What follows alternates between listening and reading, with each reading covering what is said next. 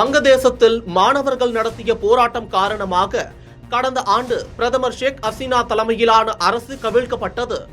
ஷேக் ஹசீனாவுக்கு எதிராக மிகப்பெரிய போராட்டத்தை முன்னெடுத்த மாணவர் இயக்கத்தின் தலைவரான ஷெரீப் உஸ்மான் அதி மீது துப்பாக்கிச்சூடு நடத்தப்பட்டது.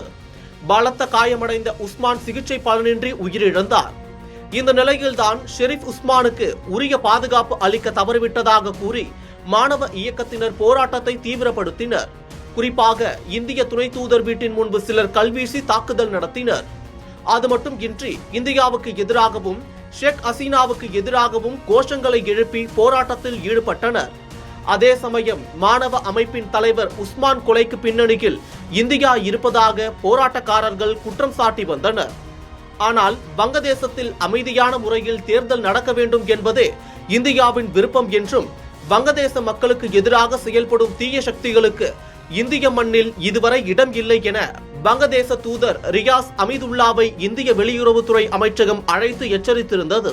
இந்த நிலையில்தான் இந்தியாவுக்கும் மாணவ அமைப்பின் தலைவர் உஸ்மான் கொலைக்கும் எந்த சம்பந்தமும் இல்லை என ஷேக் ஹசீனா விளக்கம் அளித்துள்ளார்.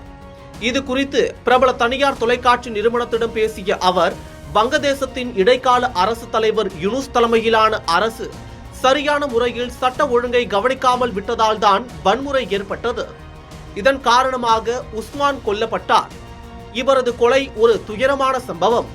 இடைக்கால அரசு தனது தோல்வியில் இருந்து மக்களை திசை திருப்பவே ஹதியின் கொலையை ஆயுதமாக பயன்படுத்துகின்றனர்.